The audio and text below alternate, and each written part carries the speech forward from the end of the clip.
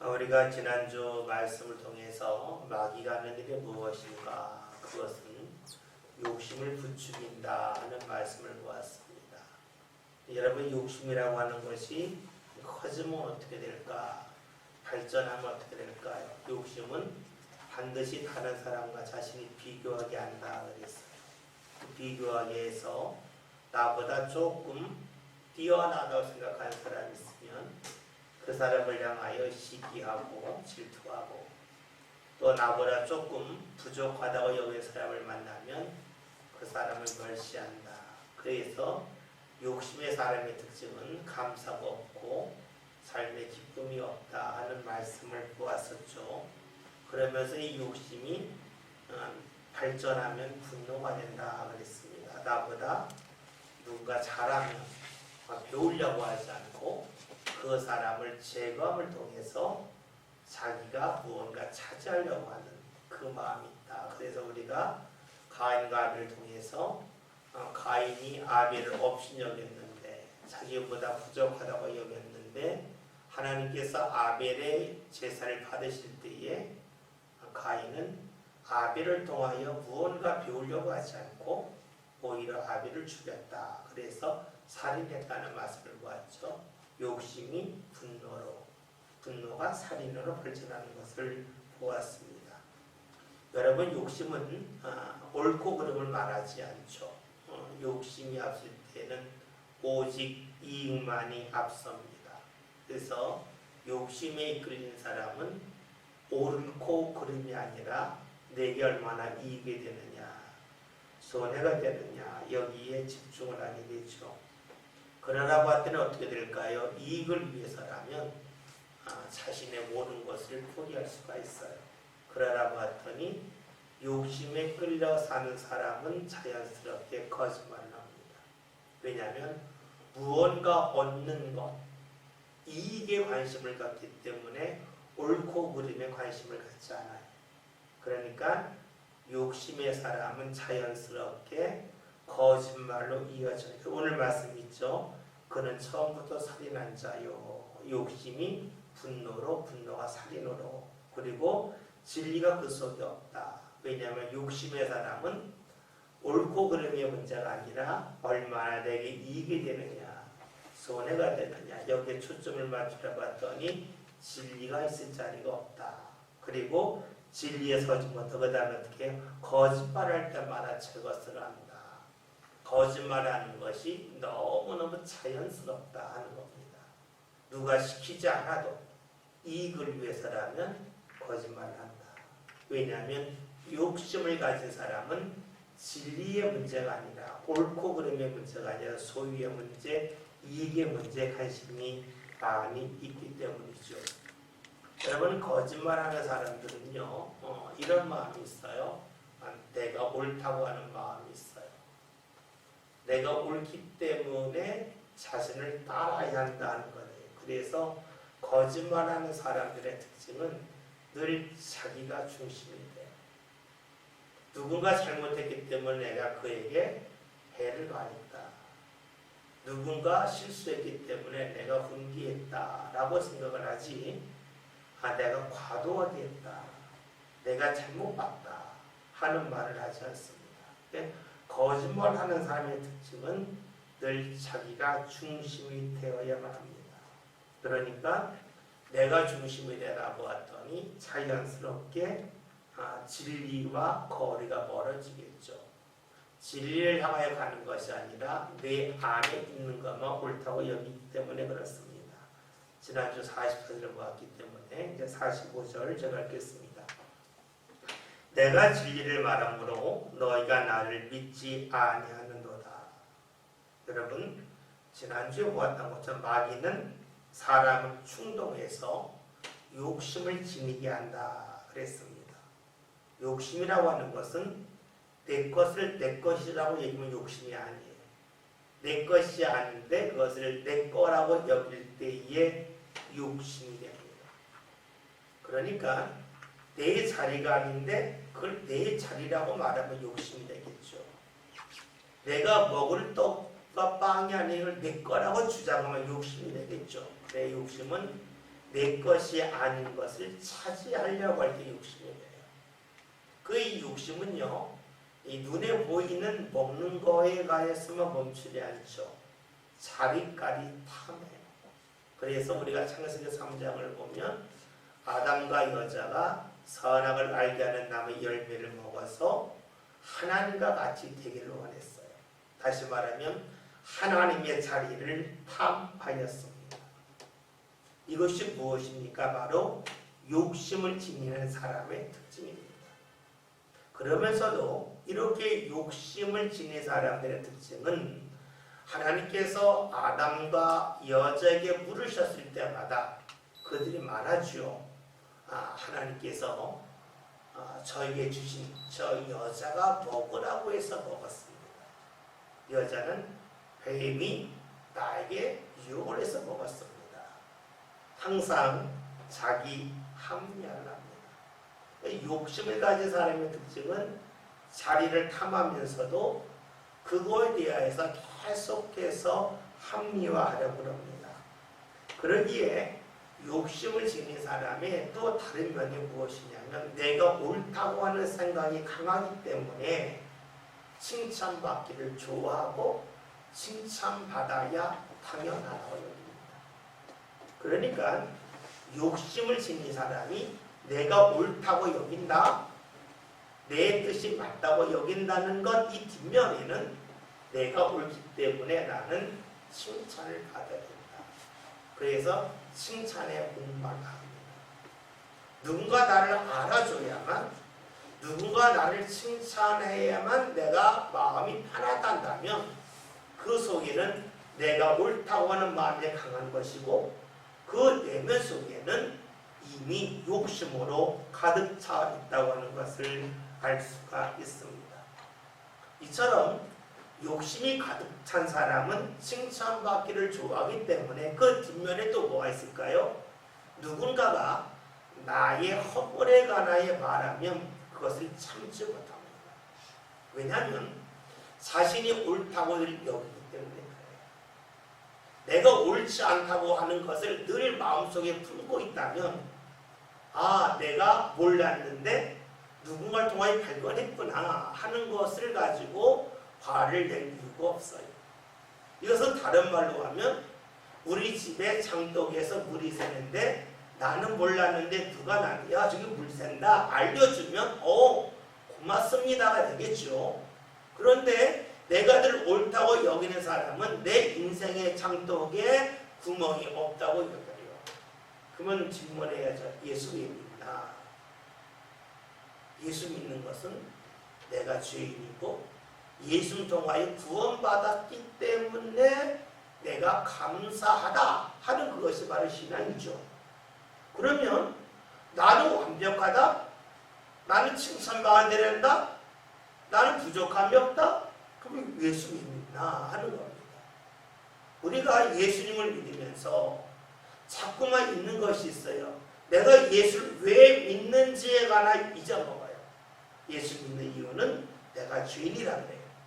그리고 내가 죄인이기 때문에 나를 위해서 예수 십자가 달려 돌아가셨고 우리의 죄가 용서함을 받았지만 그러나 여전히 우리는 죄를 범하고 있고 그 죄로 인하여 하나님의 은혜가 새어나가고 있는 거예요. 하나님의 은혜가 없다는 게 아니라 은혜가 있지만 은혜가 새어나가는 거예요. 그러니까 우리가 말씀을 통하여 나를 뒤돌아보고 나의 부족함을 발견했다고 하는 것은 하나님의 은혜를 흘려보내지 않고 그 은혜를 잘 삶 가운데 가두는 거라고 볼 수가 있어요. 우리가 새벽에 신명기에 있는 말씀을 보죠. 제 기억으로는 신명기 8장으로 알고 있는데 하나님께서 모세를 통해 주신 말씀, 야 너희가 들어갈 약속의 땅은 애굽 땅과 같지 않다. 애굽 땅과 같지 않다는 것은 애굽 땅에는 나일강이 흘러서 비가 오지 않아도 강물이 있으니까 물 걱정을 하지 않는 데가 바로 애굽이에요. 그런데 약속의 땅에는 그러한 강물이 크게 흐르지 않아요. 그러면 어떻게 사나? 하나님께서 세초부터 세말까지 연초부터 연말까지 하나님이 눈을 크게 뜨고 보고 계시고 지켜시며 하나님이 비를 내릴 때마다 그 모든 비를 땅이 흡수한다라고 말씀하고 있어요. 다시 말하면 약속의 땅의 특징은 하나님이 은혜로 비를 내려주실 때 그 비를 흘려보내지 않고 그대로 다 흡수하는 땅이 바로 약속의 땅이라는 거예요. 이것은 그 땅의 지형을 말하기도 하지만 그 말씀 속에는 약속의 땅, 하나님이 주시는 은혜 가운데 사는 사람의 특징이 무엇인가? 그것은 하나님이 주시는 은혜라면 하나도 흘려보내지 않고 삶 가운데 그대로 담는 사람이 바로 하나님이 허락하시는 약속의 땅에 사는 사람이라 하는 것을 알 수가 있겠죠. 다시 봅니다. 욕심의 사람은 자신이 옳다고 여겨요. 칭찬받기를 좋아해요. 그러기 어리서 자신의 허물이 드러나면 이 허물을 통해서 내가 주님 앞에 좀 더 가까이 갈 수 있는 기회를 발견했다 하는 마음보다는 분노하기 쉽습니다. 다시 말하면 나를 바꾸려 하기보다는 나를 계속 지키려고 합니다. 여러분, 신앙은 하나님 앞에 가까이 가는 거예요. 하나님 앞에 가까이 간다고 하는 것은 내가 변화가 되는 거죠. 어떤 분은 우리가 신앙의 성장을 이렇게 얘기하시는 분도 있어요. 그 누에꽃이 그거 나중에 이제 나비가 되는 게 맞죠? 이게 번데기인가요? 이게 이 껍질 벗어버리잖아요. 벗어버리면 벗어버릴수록 날개짓을 마음껏 하면서 가는 거죠. 그럼 어떻게 돼요? 누에꽃이가 볼 때 이만한 그런 바위가 있다. 이게 넘을 수 없잖아요. 너무 높은 거예요. 그런데 나비가 되면 이것이 문제가 아니죠. 마찬가지예요. 우리가 주님의 은혜를 받게 되어서 내가 은혜의 사람이 되게 되면 예전에 문제되었던 것, 그건 그 자리에 있지만 그것 때문에 내가 좌절하거나 넘어지지 않고 신앙의 날개짓을 하면서 그 어려움을 넘어설 수 있다는 것이 되겠죠. 그런데 자신을 벗어버린다고 하는 것은 자신에 있는 허물을 떨쳐내는 거예요. 부족함을 떨쳐내는 것이 되겠죠. 그래서 우리가 지나서 자꾸 칭찬받기를 좋아하는 것도 문제예요. 그 속에는 나도 모르게 욕심이 들어가요. 욕심이 들어가면 내가 옳다는 마음이 강해지겠죠. 유대인들은 의롭지 못했어요. 그런대로 의로움의 자리를 탐했어요. 이것이 바로 욕심이죠. 이런 욕심의 사람을 향하여 예수님 말씀하시죠. 내가 진리를 말함으로 너희가 진리를 믿지 아니한다. 거짓말하는 사람, 욕심의 사람들은 앞에서 언급했듯이 옳고 그름의 문제가 아니라 이익의 문제에 예민해요. 그러니까 옳고 그름에 관하여 관심이 없어요. 다시 봅시다. 지금 예수님이 너희가 나를 믿지 않는다. 왜냐? 진리를 말하기 때문이라고 했어요. 그러면 왜 예수님을 믿지 못했을까? 한 세 가지를 살펴볼 수. 첫째는요, 진리의 말씀을 모르기 때문에 그럴 수 있어요.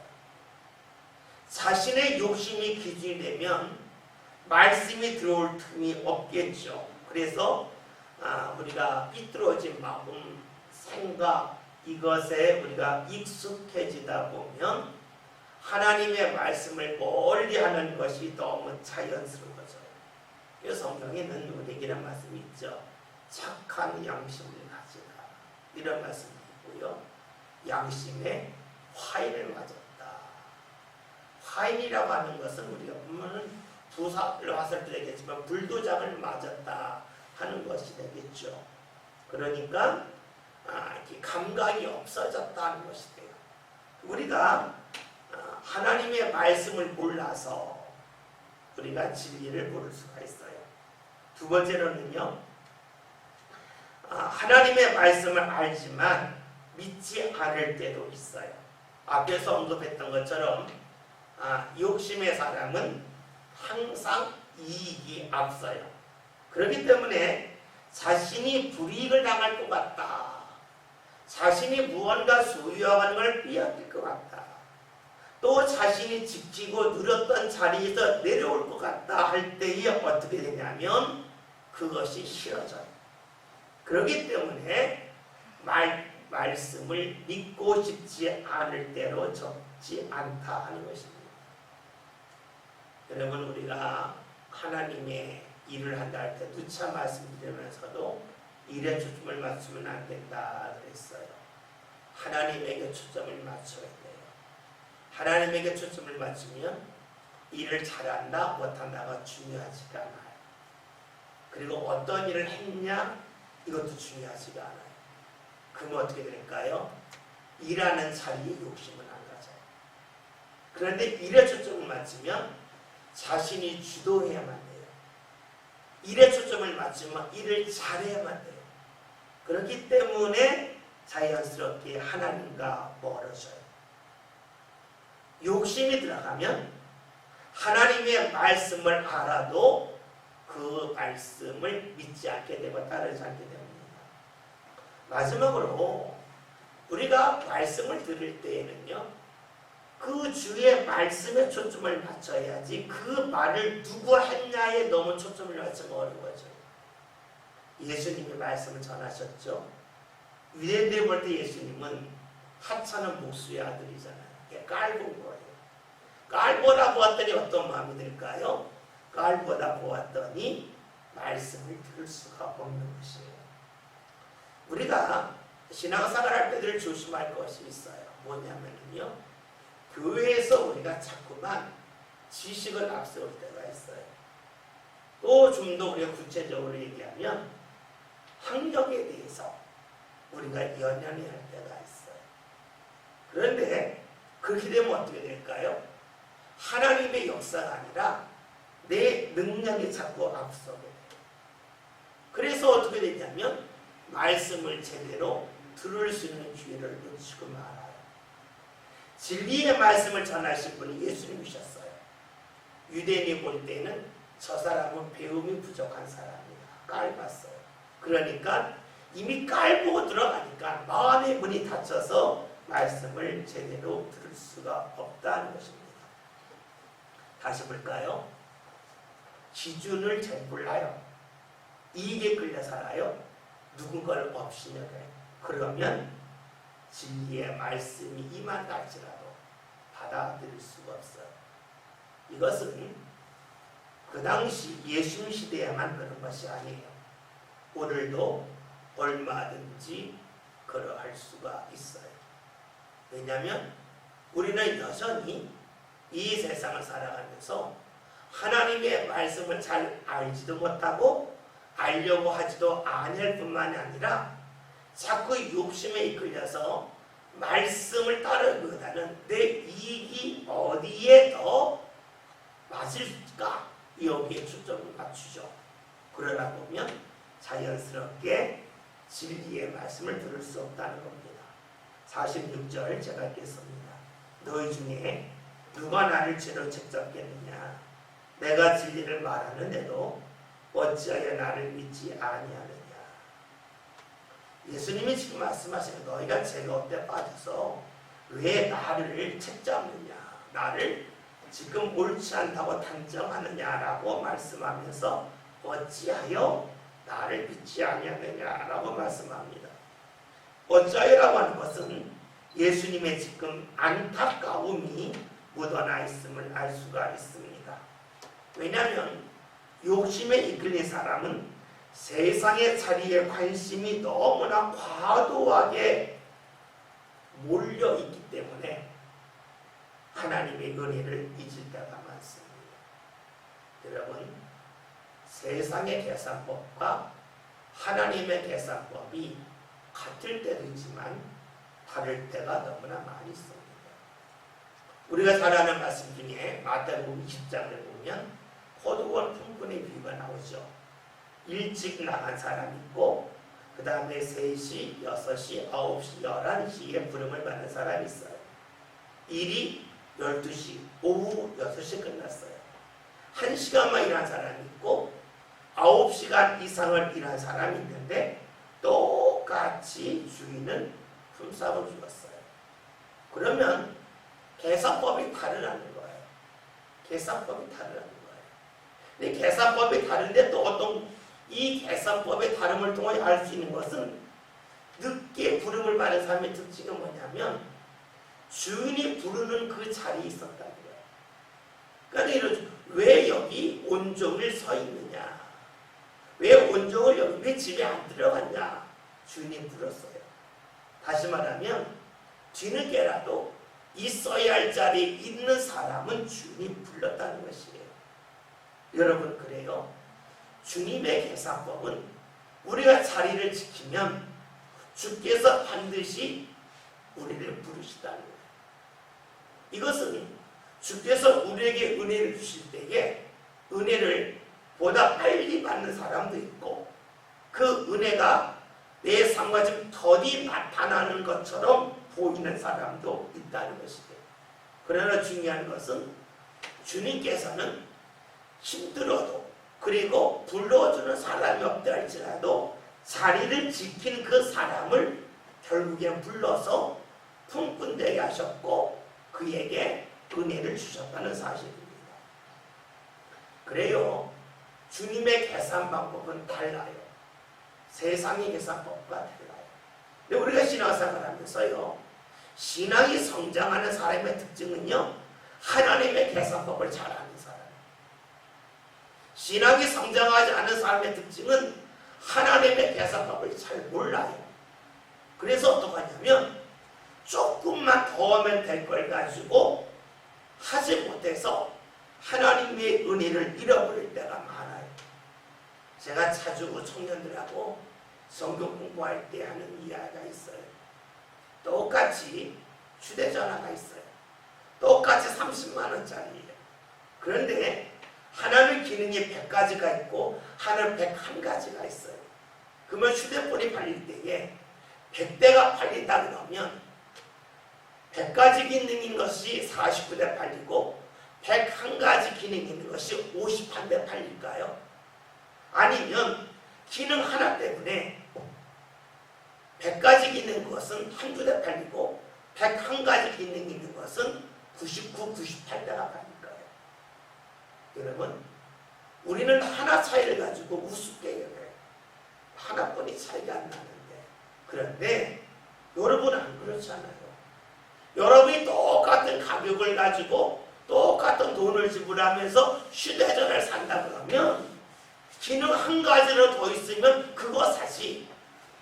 이 기능 필요 없어 하고 안 사지 않잖아요.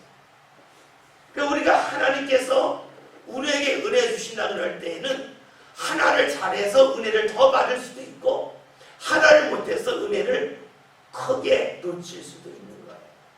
그래서 우리가 하나님이 무엇을 좋아하시는지가 나야 할 필요가 있어요.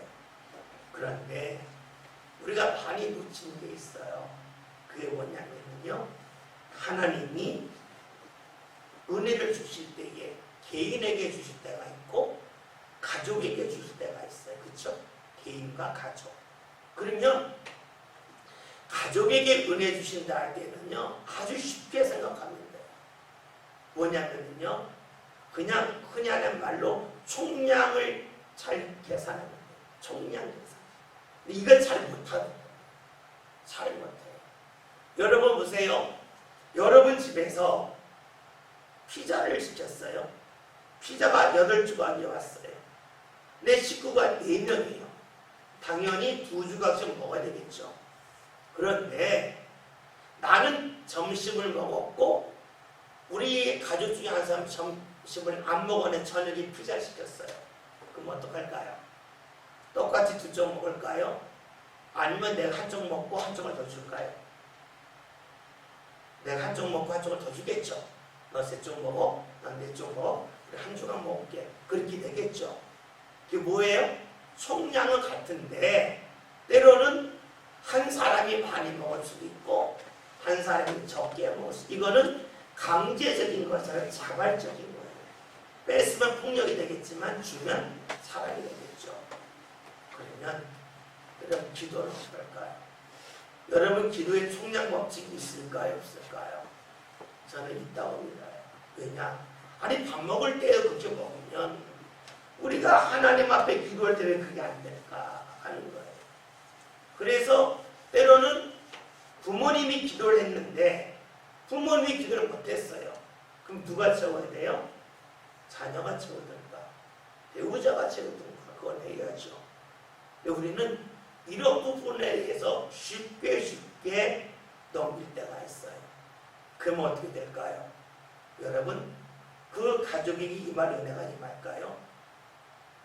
우리가 세상에서는요, 대신 갚아줘요.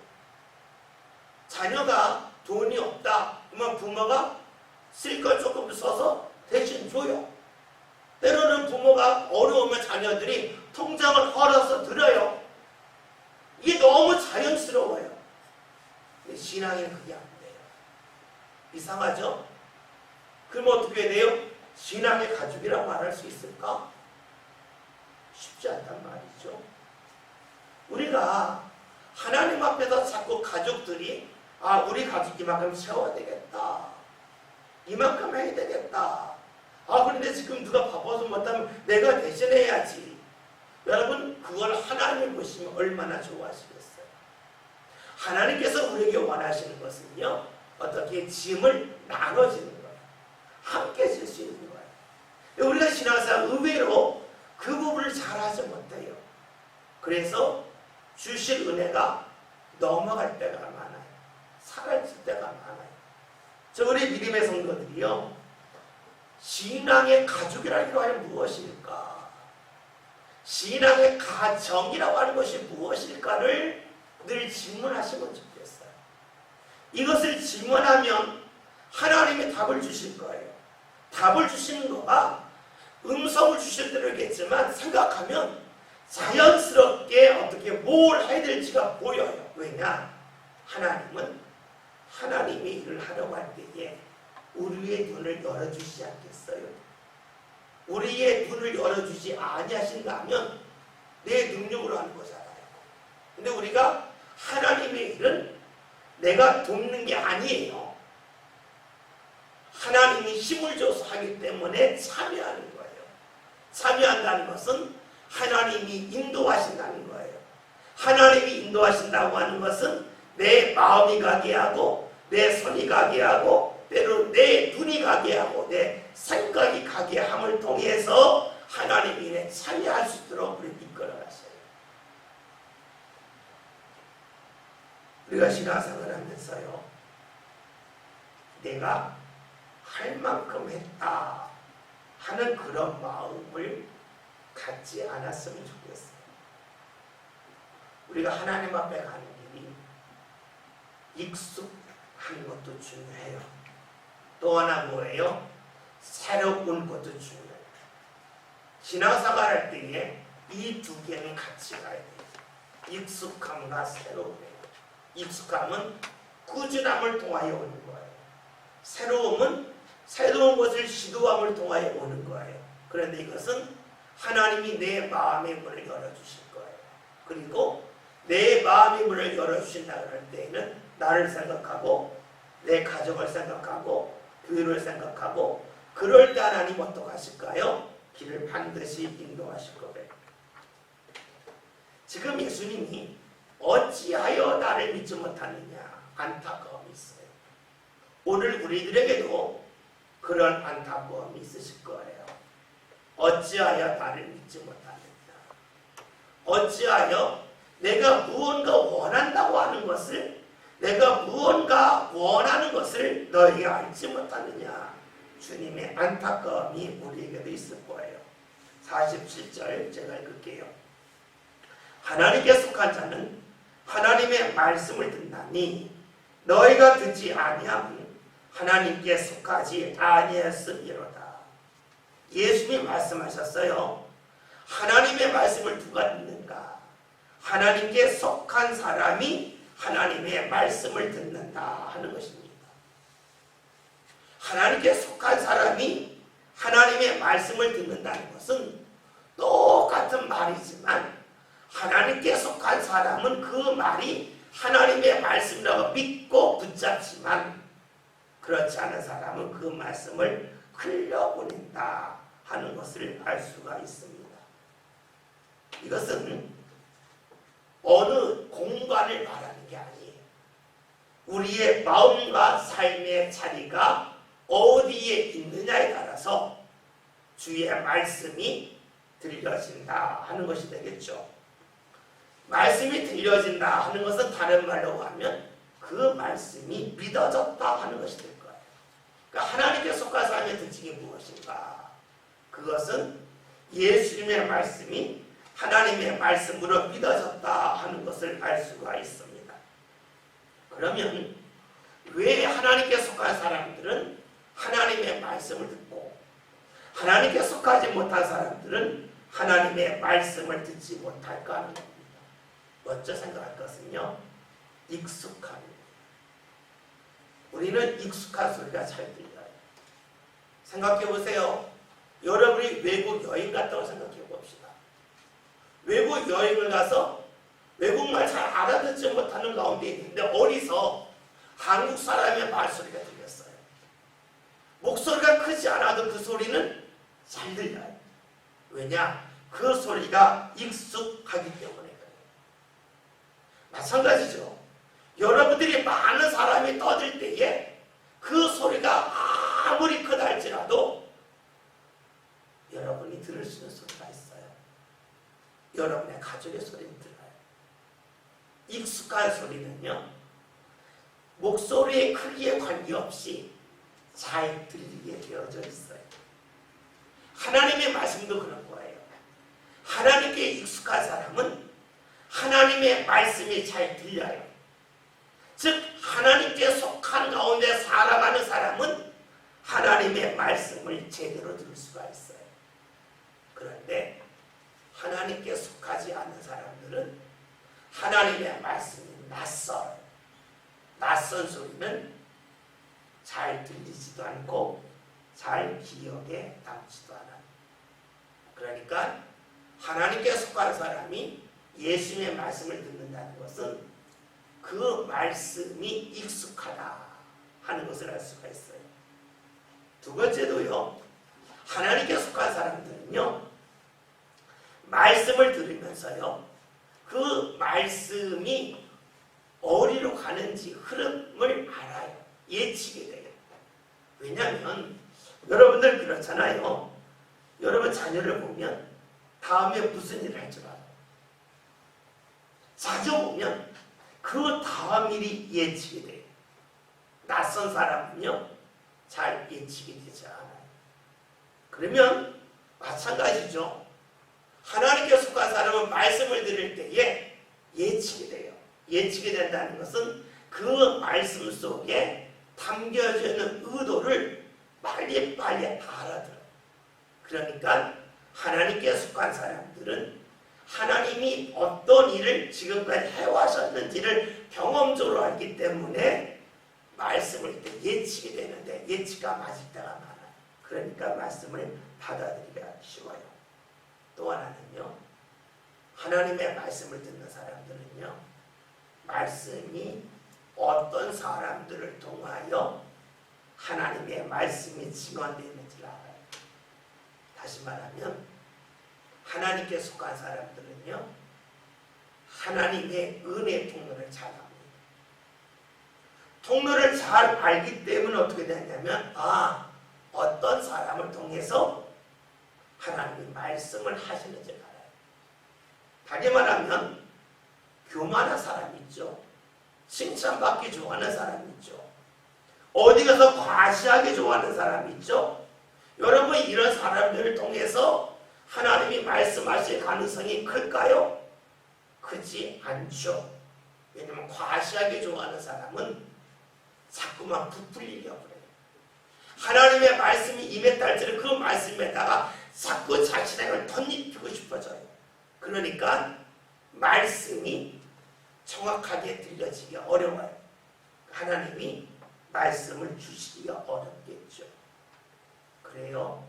하나님께 속한 사람들은요, 말씀이 익숙하고요, 말씀에 예측이 되고요, 어떤 통로를 통하여 주의 말씀이 임하는지에 대하여 예민해요. 그러기에 주의 말씀을 들을 가능성이 높습니다. 그래서요, 우리가 하나님께 속한 사람들의 특징이 익숙하고 또 예측하고 통로를 알기 때문에 그 다음이라는 게 뭘까요?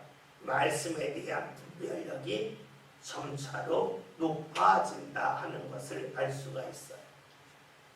말씀의 분별력이 높아진다는 것은 이 말씀이 옳다 그르다 하는 것을 넘어서는 거예요.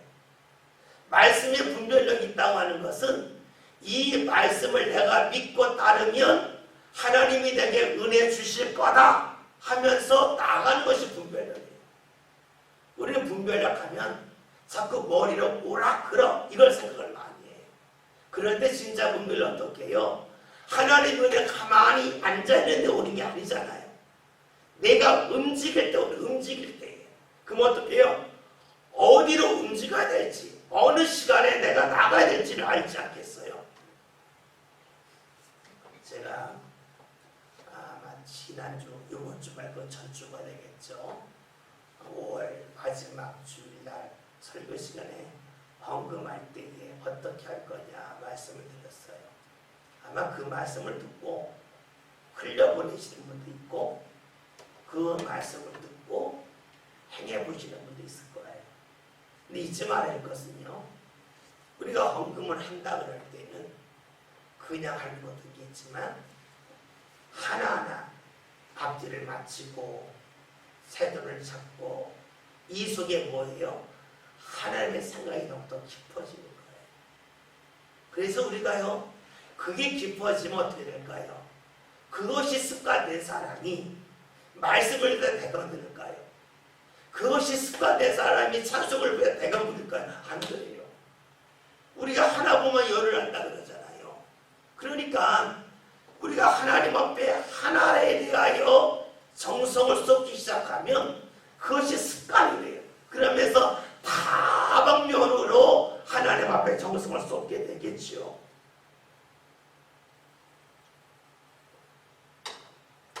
우리가 하나님 앞에 속한다 하는 것은 두 가지를 볼 수가 있어요. 하나는 속했다가 벗어나지 않았기 때문에 속하는 거예요. 또 하나는요, 들어가기 때문에 속하는 거예요. 사람들이 하나님에게 벗어나는 게 그걸 죄라고 그러죠. 그러면 하나님 앞에 우리가 속하려면 하나님만 들어가야 돼요. 들어가야 돼요. 근데 우리가 자꾸만 우리 신앙생활 할 때 놓치는 게 있는데, 내가 예수를 통하여 구원받았다, 은혜로 구원받았다, 그러니까 예수님을 믿으면 자연스럽게 하나님 품 안에 들어간다라고 말을 합니다. 이것은요, 말은 그럴듯한데 우리가 실제적으로 경험하면 그렇지가 않아요. 왜냐하면 예수님이 말씀하신 것이에요. 마태복음에서는요, 좁은 문으로 들어가라 라고 말씀하셨어요. 근데 이 말씀을 누가복음에 뭐라고 말씀하셨냐면 좁은 문으로 들어가기를 힘쓰라라고 말씀하셨어요. 예수님이 이렇게 말씀하셨을까요? 좁은 문으로 들어가라 했더니 사람들이 들어갈 수 없네 그러겠죠. 예수님 말씀 아니야. 좁은 문으로 들어가는 것은 그냥 들어가는 것이 아니라 힘써야 들어갈 수 있어 하는 거죠. 여러분, 좁은 문으로 들어간다는 게 뭐예요? 생각해 보세요. 여러분, 좁은 문이라고 하는 것은 내 몸만한 겨우 들어가는 거예요. 그러면 내 손에 무언가 잔뜩 들고 있으면 좁은 문으로 들어갈 수 없다는 것이 되겠죠. 내가 하나님 안으로 들어가려는 건 좁은 문이라는 거예요. 다시 말하면 내가 소유하고 있는 거 이런 거 자랑하면서 가려면 못 가는 거예요. 그거를 싹 내려놓아야 돼요. 그것이 성경이 쓰는 자기 부인이다. 그것이 좀 더 강조가 되면 내가 죽는 거다라고 말씀하고 있죠. 내가 포기하는 것은 나를 부인하는 것이고 내가 죽는 거다라고 말씀합니다. 그런데 우리 여기서 좀 조심할 것이 있어요. 자기를 부인한다, 나를 내려놓는다 라고 그러면 우리가 불교를 생각할 필요성이 높아요. 불교에서 예전에 법정 스님 쓴 책 중에 유명한 무소유라. 무소유가 뭐예요? 내가 어떤 것을 이런 얘기 있잖아요. 그 법정 스님이 난을 키웠나 봐요. 난을 키우다가 이제 어디 외출할 일이 있어서 딱 외출하는데 갑자기 생각이 나고 난에 물 안 주고 왔네.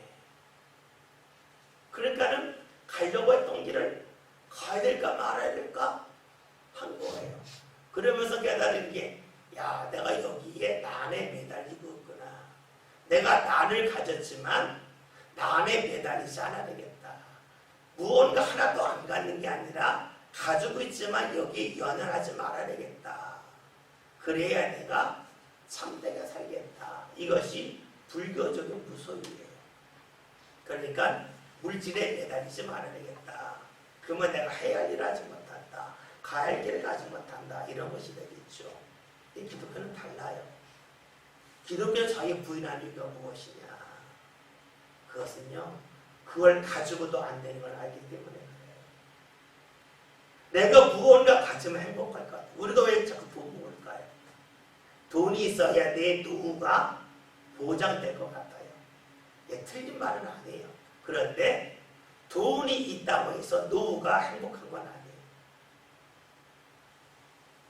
다시 말하면 우리가 나를 부인하는 이유는 내가 힘썼는데 그 결과가 안 나오는 좌절을 자꾸만 경험하면서 깨달은 게 뭐야? 내가 할 수 없구나.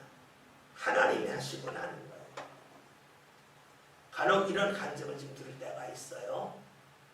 이제 부모들이 지금 제법 사회 인텔이 있고 돈도 많이 벌어서 자녀를 낳을 때에 자녀를 좀 잘 키우고 싶어서 엄청나게 많은 물질을 투자하면서 너는 인류대 가야 된다. 너는 큰 유명한 사람이 된다. 자꾸 사교육을 시키고 그런 거예요.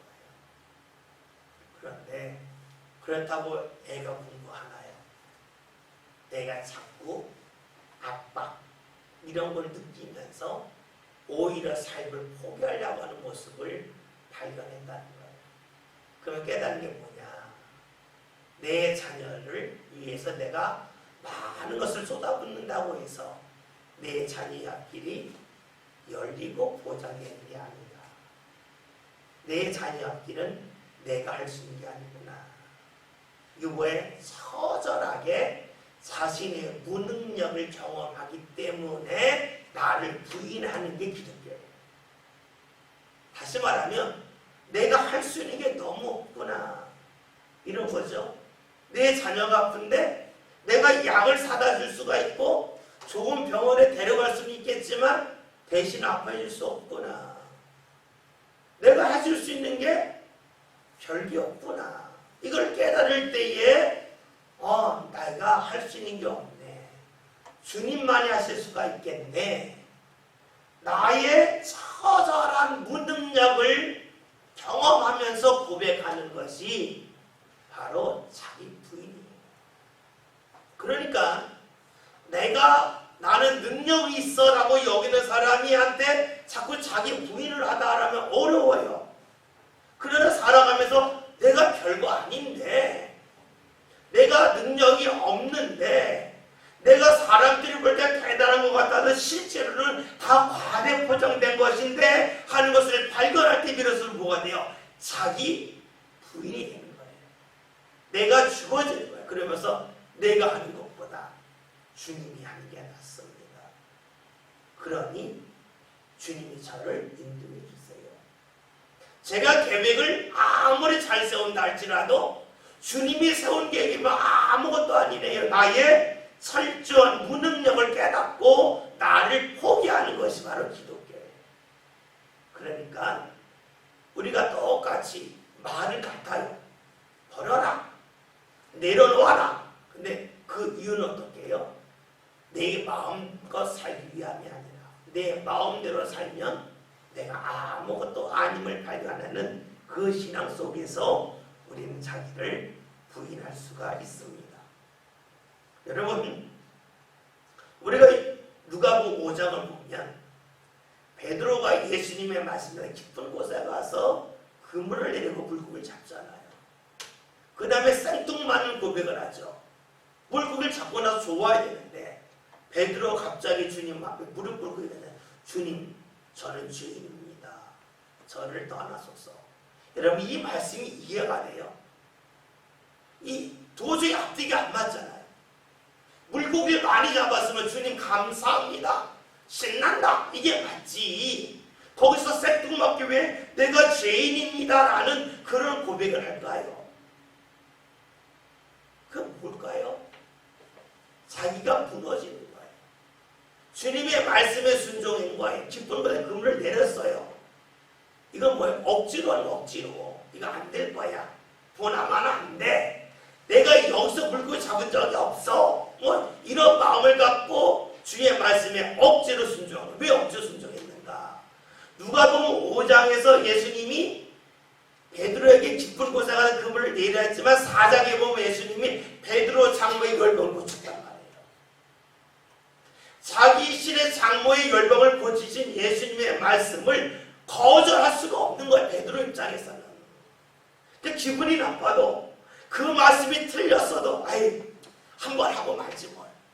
우리 장모 고쳐주셨는데 우리 장모 죽을 때 고쳐주셨는데 한 번쯤은 내가 저들어야지. 그 마음을 갖고 그물을 내렸겠죠. 그런데 자기 생각을 완전히 뒤집는 역사가 나타나니까 자기 고백이 나는 거죠. 내가 주님을 우습게 봤는데 주님이 병 고치는 능력 있는 것은 내가 인정할 수 있겠지만 이 갈릴리 호수에서 물고기 잡는 것을 인정할 수 없는 그 분이 내 말씀을 내가 거절했는데 내가 잘못했구나. 그러니까 어떻게 해요? 자기 부인을 하는 제가 죄인이라 하는 고백을 하게 되죠. 그 다음에 빌어서 예수님을 따라가게 됩니다. 우리 신앙은요 철저하게 주님 안에 들어가는 거예요. 들어가는 이유는 그 안에 들어가면 좋은 것이 많이 있다 하는 것을 알아서 들어가는 것은 사실은 실제적으로 경험하기 어려워요. 들어가는 이유는 나의 연약함이, 나의 부족함이, 이것을 깨달은 사람이 주님 안으로 들어가는 거예요. 그러면서 들어가면 들어갈수록 풍요로움을 깨닫는 거가 되겠죠. 그래서 우리의 신앙은 주님 안에 들어가는 거다. 들어가는 것은 좁은 문이다. 좁은 문은 들어가기 힘들기 때문에 힘써야 된다. 힘쓴다는 것은 내 것을 내려놓는 거다. 이것은 다른 말로 하면 자기 부인이다. 더 강하게 말하면 자기를 죽이는 거다 하는 것이 되겠죠. 하나님의 말씀을 듣는 것은요 하나님께 속했다는 증거입니다. 하나님께 속한 사람이 하나님의 복을 받죠. 하나님의 복을 받는다라고 하는 것은요 우리 새벽기도 시간에 보았죠. 하나님이 함께 하심을 통하여 눈에 보이지 않는 사이에 하나하나 쌓인 거예요. 어느 날 보았더니 크게 달라지는 거예요. 하루하루는 매일 같은 것 같은데 5년 10년에 크게 달라지는 발견하는 것이 바로 복이라고 말할 수가 있어요. 그런데 이렇게 하나님께 속했다는 말은요 다른 말로 하면 하나님께 통치를 받는다는 것 같아요. 통치받는다는 것이 다른 말로 하면 천국에 있다는 것입니다. 여러 번 말씀드렸죠. 천국은 나라의 개념이 아니라 통치의 개념입니다.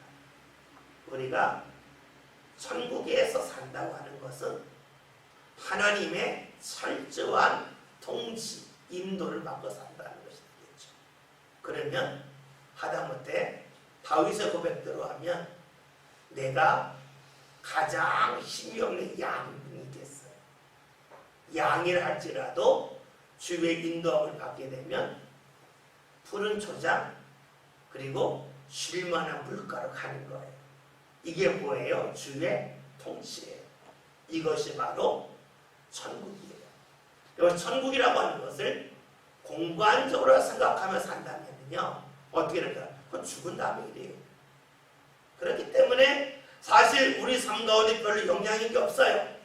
그러나 천국이라는 말은 주님의 다스림, 주님의 통치라는 말이에요.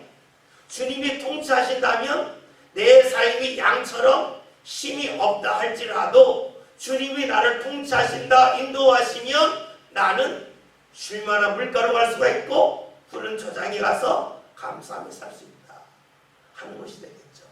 이것이 바로 천국이요 주의 인도하심을 받는 것이고 하나님께 속한 자예요. 이렇게 하나님께 속한 사람의 특징이 무엇인가?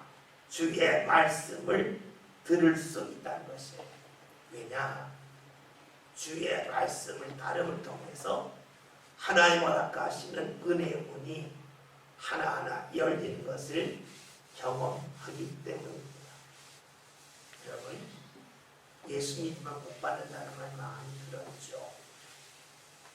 그런데 누가 물어요? 무슨 복 받았어?